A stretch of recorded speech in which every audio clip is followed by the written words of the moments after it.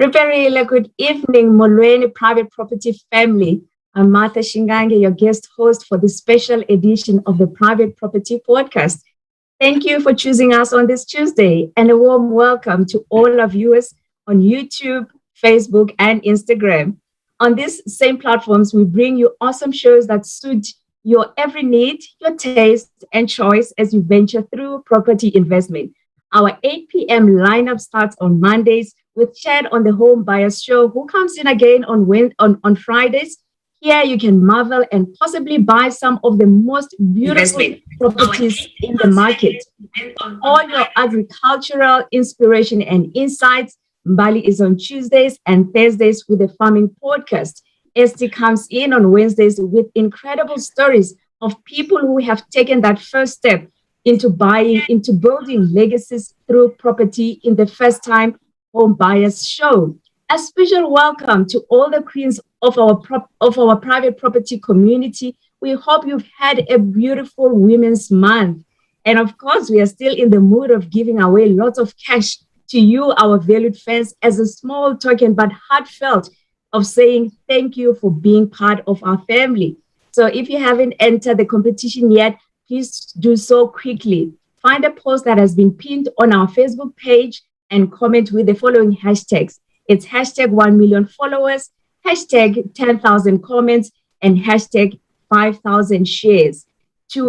Tonight's cash prize is at a record 3,500 rands, and we will announce the winner during the show. Remember, you have to be watching this podcast live to claim the prize. So good luck, fam. Now, I am incredibly excited about this evening's special podcast as we wrap up the awesome month we've had celebrating women in property and agriculture.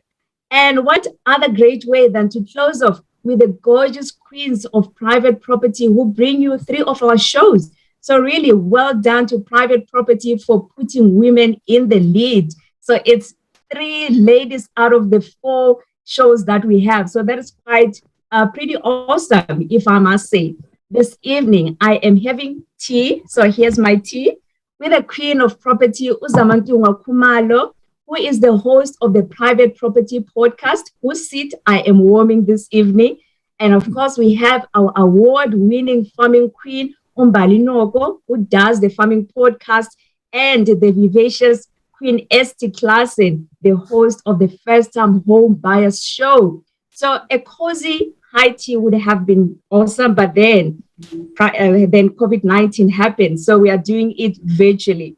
These ladies need no introduction. They are on our screens on Monday to Friday, bringing us insights on property and farming from the comfort of our own homes. So I am really privileged to be in conversation with these queens to reflect on Women's Month. So help me welcome Queens Zama, Mbali, and Esty. Welcome, Queens. Hi, Martha. Thank you so much. It actually feels strange to be a guest on my show. Right? You're doing an amazing job. I'm sure I speak for the other ladies, and they'll speak shortly, that this is going to be fun. It's going to be a very different experience to what all 3 of us are used to. We're used to anchoring our own shows. So it's going to be very interesting to be on the other side of what we do every single evening. Absolutely. I can only imagine. Hello, Mbali. Good evening, Martha. How are you doing? It's awesome to be here. Yes, great. Thank you so Great to much. know. I'm looking forward to our conversation this evening, as well as chatting to Esty and Zama. I'm quite thrilled and excited. Probably not as excited as I am. So welcome. And Thank last you. but not least, Queen Esty, welcome. Good evening to the viewers. Thank you so much, Martha, for hosting us. It is weird having you on Zama's show because I've spoken to Zama as a guest on one of her shows, but this is something different. Also very excited to be here. Thank you so much for having me. Thank you so much. I must say it's quite exciting, really big shoes to fill, but I hope I'm not disappointing Uzama. You're not. You're doing a great job. I mean, now you're even filling in, standing in when I'm not available. You're doing an absolutely incredible job. And I'm sure the viewers at home will attest to this. So do give some love to Umatha down here below. I know that she might feel pressure, but she's doing such an incredible job already. Thank you so very much, ladies. I really, really appreciate that. It's really big shoes to fill. Now, ladies, let's get on to it. I can't wait for us to get cracking on our conversation this evening. You know, for the past month, I can't believe that it really has been a month. We have been glued to our screens every night, watching you, interacting with some of the most brilliant women in South Africa. But this evening, of course, you are in the hot seat. So we are really grateful for this opportunity to tap into your minds about women in agriculture and property. And of course, I will then start with Zama. Zama, you have had an incredible journey. I mean, your story is absolutely beautiful. I know you keep it very close. You share bits and pieces here and there. And you've really hosted incredible women from all facets of property, from commercial to speaking to landladies. You've done it all. So in your journey, what do you think as women we can do to support each other in this journey? Thank you so much for the question, Martha. It's interesting because I've been reflecting a lot about that, especially now during Women's Month, right? Because it's one of those questions that we get asked a lot during Women's Month.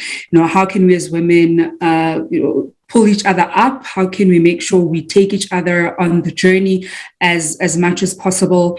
And I think, firstly, I want to acknowledge that we're doing that, right? We are doing that in different industries, so not just in real estate or in agriculture. We're doing that across the board. We're doing that in our homes. We're doing that with our friends. And so in many ways, really, as women at different levels and in different ways, we do hold each other up. We do support each other. We do provide the emotional support, oftentimes the financial support, the intellectual support that we need in each other's lives. So before we can even talk about what more we can do, I think it's so important to acknowledge that we already do that. And we don't just do it professionally, we do it even in our private spaces with people who are also not necessarily, acquainted with us or have, close relations with us.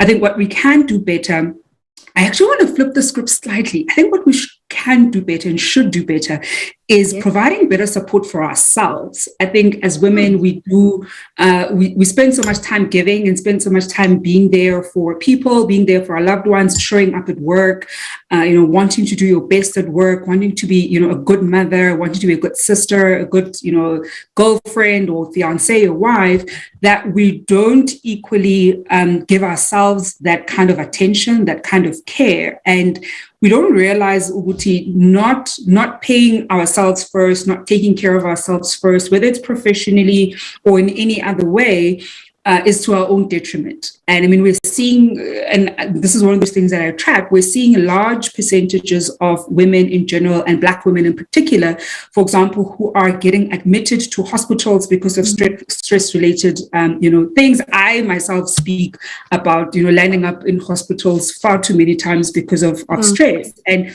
it really is because we're not taking care of ourselves first. So I think for me, this Women's Month and beyond, the big message is take care of yourself first, support yourself first, realize what you need first, ask for the help, learn to ask for the help. We're very easily available to help Abantu and show up for friends and family, but we don't do that for ourselves and we don't ask when we need it.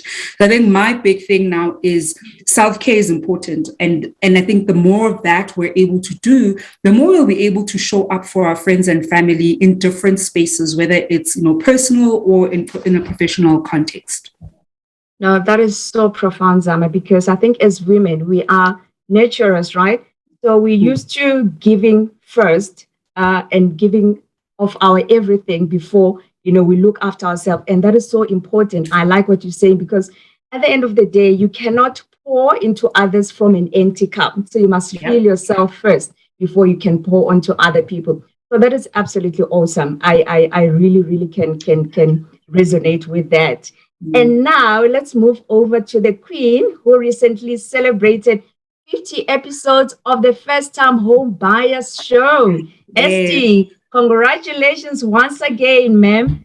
Thank you That so was much, absolutely Martha. awesome. That's a great milestone. Thank you so much. I'm just waiting for 100 episodes now. You know, we all need to be ready for that. Yeah, it's been absolutely awesome.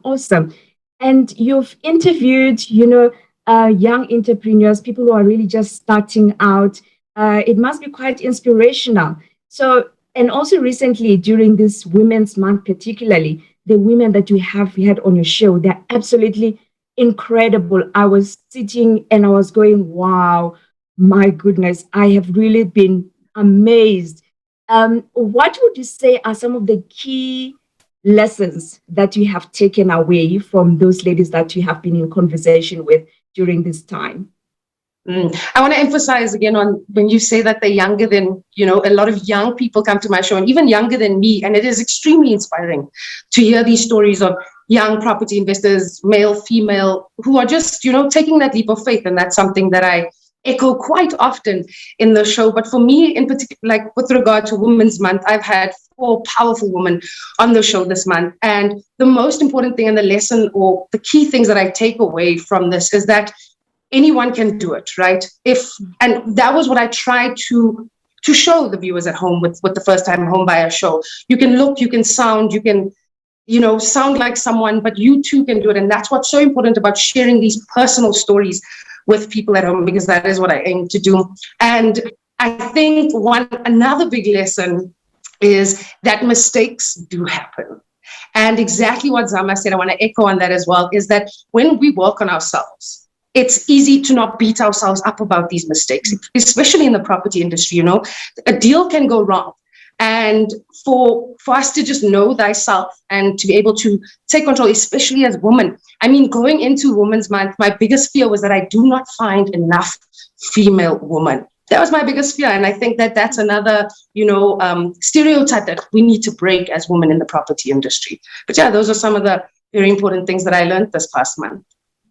Great stuff for your show. It's absolutely awesome. And I hope our viewers do get to watch it. So don't just watch this podcast. Esther comes in on Wednesdays. You've got to watch it because you'll never be the same. After that show, you just want to say, I'm going to do this. You're just getting that push.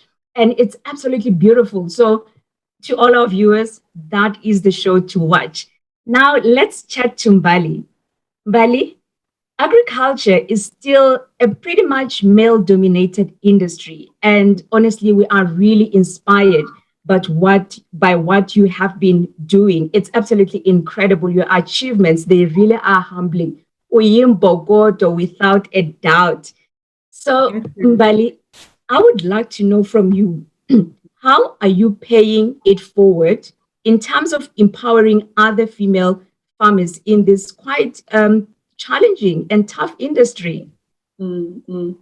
Well, thank you so much, Martha, for those kind words. I do what I can, at the best of my ability. However, as much as agri might be male dominated, there's still very much a huge presence of women across the board, not necessarily directly as farmers, but professionals working within the agri value chain, So that could be professionals in agricultural associations, as seed representatives, as rather technical representatives, people working in processing, value adding in retail, etc. I interact with women quite often in this space.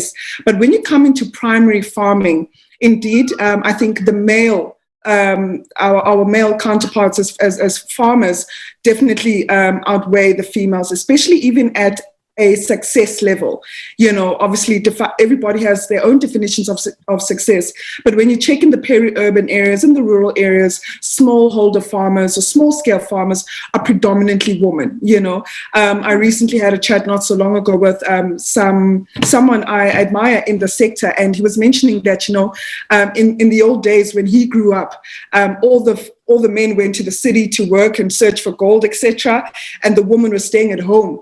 And, you know, he grew up in an environment, as Lalini, where it was women growing their own food, you know, raising the small chickens, raising a small herd of cattle or livestock. And those activities or initiatives, it pretty much fed the household. So what I do in the space, besides being a farmer, I do a lot of mentoring as well. Yes, to women and men, however, you know, but I'm not biased in terms of, you know, which gender I should mentor, because I think we need a lot of active participants, even from a primary level, as difficult as that may be. We need a lot of active participants in the agri sector. However, I do have a consulting company, an agri consulting company, which I'm so proud of, and we're doing a lot of work empowering specifically women and youth in this space, because we have to be deliberate and bringing women to the fore. You know, we sometimes undermined at the value in which we could bring to the sector and what we can achieve. And that's the personal journey that I've walked as well in the sector. So yeah, I have a consulting company that focuses on women and youth, and specifically there it's tailoring agricultural projects, you know, that suits the client's needs, whether it speaks to the ESD or CSI initiatives.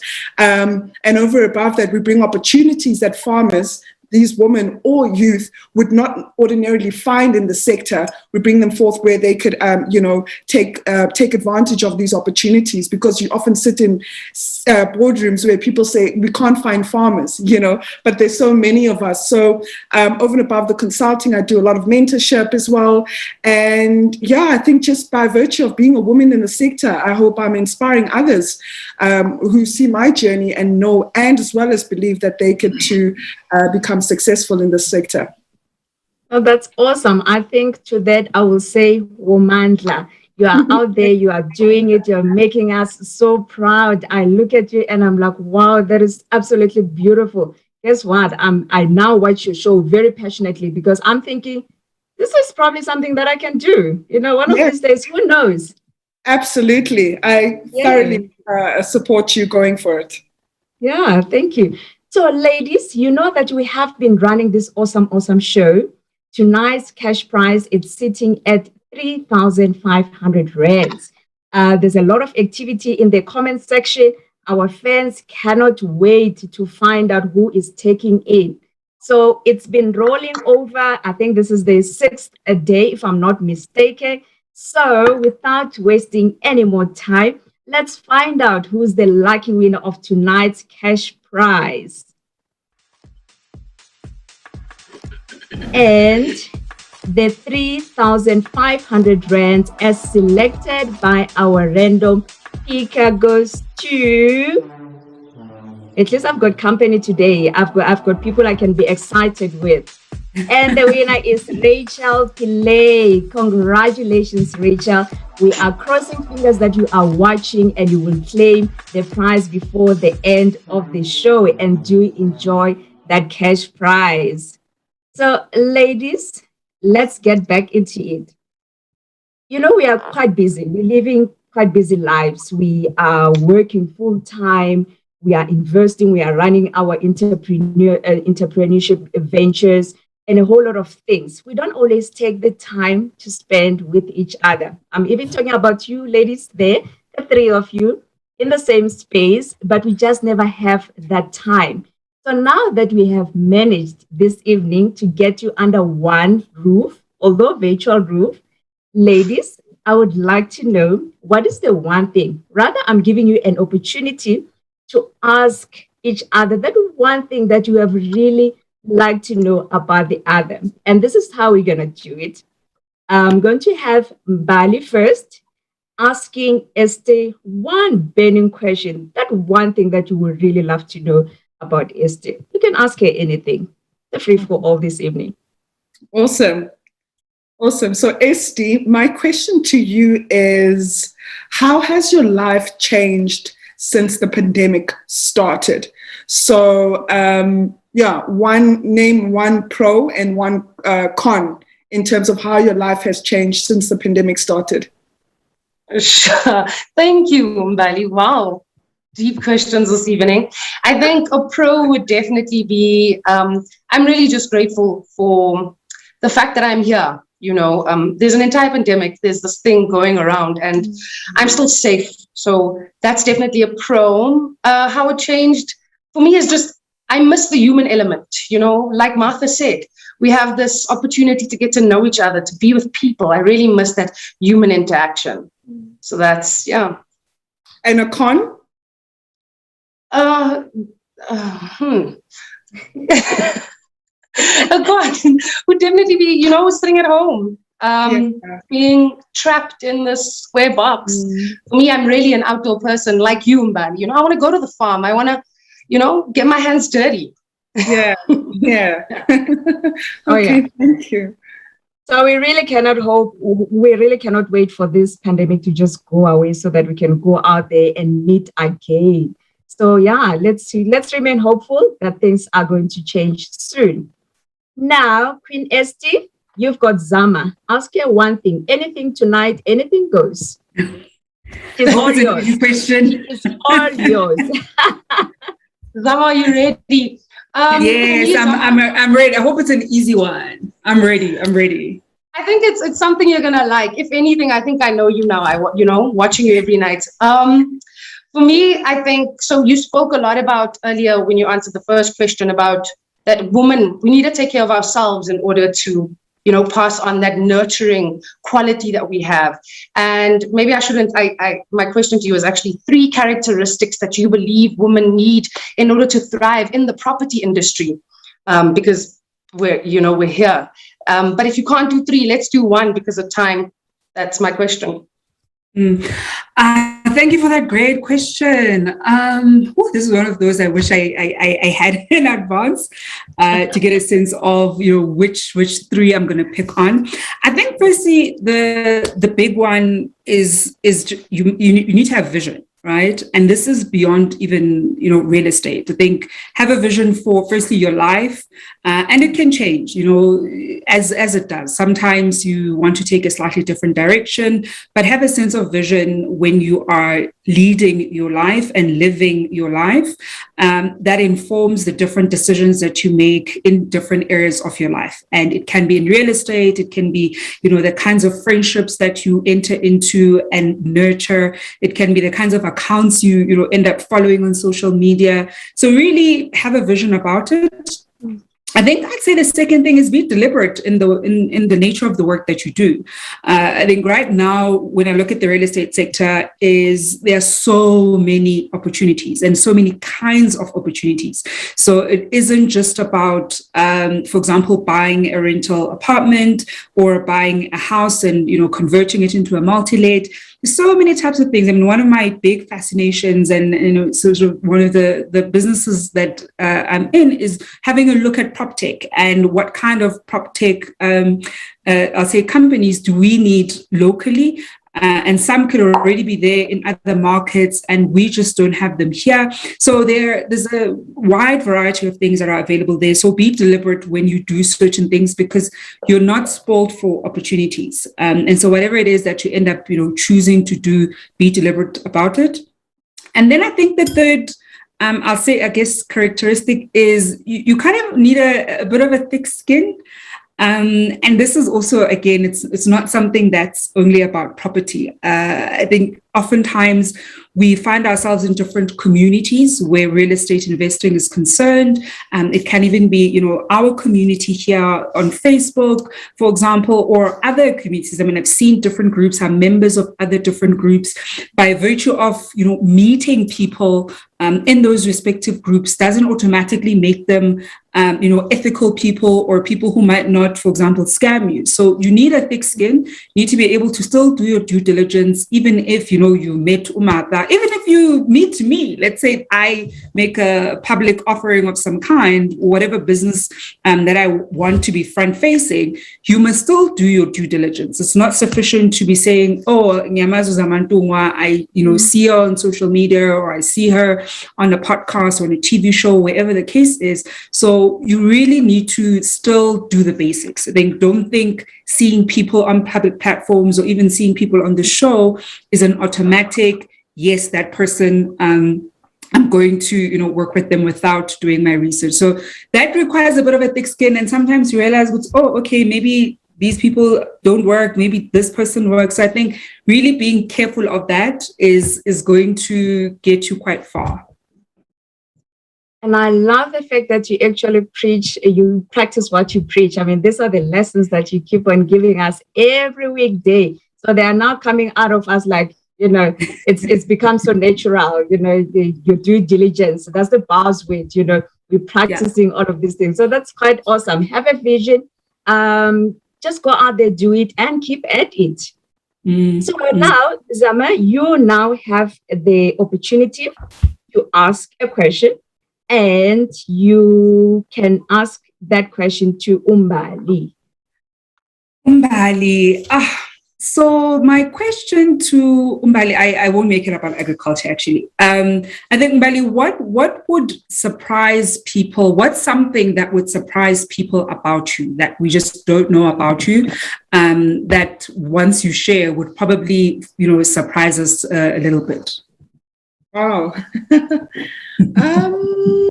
Yeah, I'm actually quite a shy person, very, very shy. I actually just don't like photos, to be quite honest, because I feel like the camera can like zoom into my life, and tell me everything about my life that I don't want to hear. But so, I know you said one, but pretty much two, I suppose. It's being shy, and I don't like photos because cameras intimidate me. And I think that's a bit of an oxymoron because, the work that I do, I mean, we're doing this podcast, you have to be on camera, you have to speak to an audience, but I think when I go into platforms like this, I pretty much remind myself that it's not about me, it's the people that want to hear the information, that want to hear what I have to say, that want to hear my story, and with friends or whatever, just having casual conversations. But truth be told, I'm very, very, I'm quite a shy person, very reserved. Yes. Now, who would have thought? Hey, you don't look shy to me, but okay, now we know your secret. Absolutely, yeah. I think I hide it quite well. I was about to say the same thing. You absolutely do. So, ladies, I believe the cash prize has not yet been claimed. So, Rachel, you do have really a few minutes to claim a prize because we're going to wrap this up and the money is going to roll over. Ladies, I really need to throw this one in. I know it's not part of the plan, but just a quick one. Just humor me. ST, heels or sneakers? Definitely sneakers, Martha. Come on, definitely. Really? And I was thinking that you are a heels lady. Sneakers? No, I do that for you. I do that for the viewers, but definitely sneakers. Wow, we feel so special. Okay, Mbali, shopping or sleeping? Oh, sleeping. I think that one. I saw that one coming. Zama, the mountain or the city? Oh, mountain. When you were saying mountain, I was like, oh, please don't pair it with the beach. But if it's a toss-up between mountain and city, the mountain takes it any day. I mean, I usually have an annual pilgrimage to Lesotho to be in the mountains and breathe, Lesotho air, which is nice, clean air up in the mountains. The city is great, but mountains will always win. Always, always, always. Okay, we've seen that quite a lot on your socials. We can see you hiking all the time and doing all sorts of adventurous things. So yeah, that one I also saw you coming. So ladies, it's really been super awesome spending time and getting to know you just a little bit better. May you really continue to be great inspirations to many of us. We are really looking up to you. We honor you for your phenomenal contributions in property and agriculture. We see you, we hear you. So here's to you, Queens. Cheers. Cheers. Thank you so much, Where's your Mark. tea? That is great Where's to your be able tea? to have tea during the show. I was saying off air that usually, during the show, I have notes and notes and notes and all sorts of things. So this was the first time I'm slightly more relaxed on my own show. It was quite refreshing and be able to actually just drink my tea nicely and not stress about it. There's usually not enough time to drink the tea during the show. I'll have it there. I'll sip, while I'm chatting to the guest off air. But thank you so much for hosting us. You've done such an incredible job hosting us as we wrap up Women's Month. I think it was such a great way to wrap up Women's Month, especially because we wanted to speak to women the whole month, and we did just that. So thank you very much for hosting us. Thank you. Thank you. It's been absolutely awesome having you. So really, on that beautiful note, it's a wrap for this evening, fam. Remember, to catch Zama tomorrow at 7 p.m. and Esther will be coming through at 8 p.m. So do stay home and keep safe. We're sending you lots of green hearts your way. So now let's walk over to the Farming Podcast with Mbali, who is up next at 8 p.m. So from all of us, it's good night. Good night. Thanks.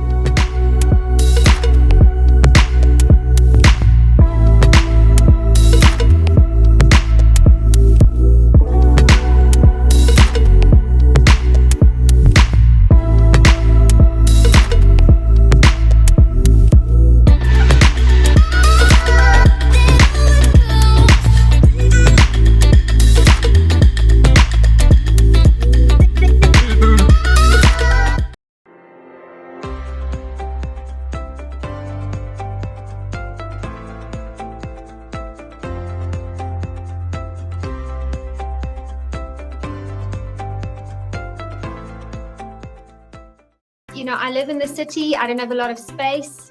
Wanted to grow vegetables, but I don't have a lot of space for that. So I decided to go into the herbs.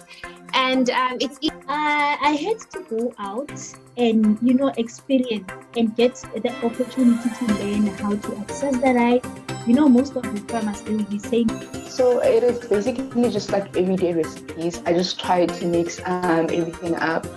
For example, one of the things that I've tried is that I've tried making. Firstly, it's very important to understand that the rental income of your property, it must be comparable to all the other, properties in the area. Being a mentor, what does that mean for you?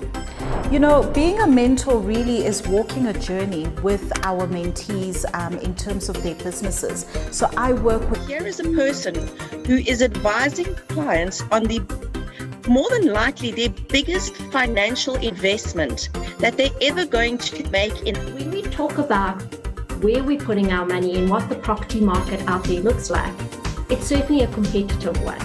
And it's one where we need to know. Even post-COVID perhaps, but they want that fluidity of being able to be anywhere and not be tied to anything. That does not... With an absolute buyer's market, with the interest rate being as low as it is.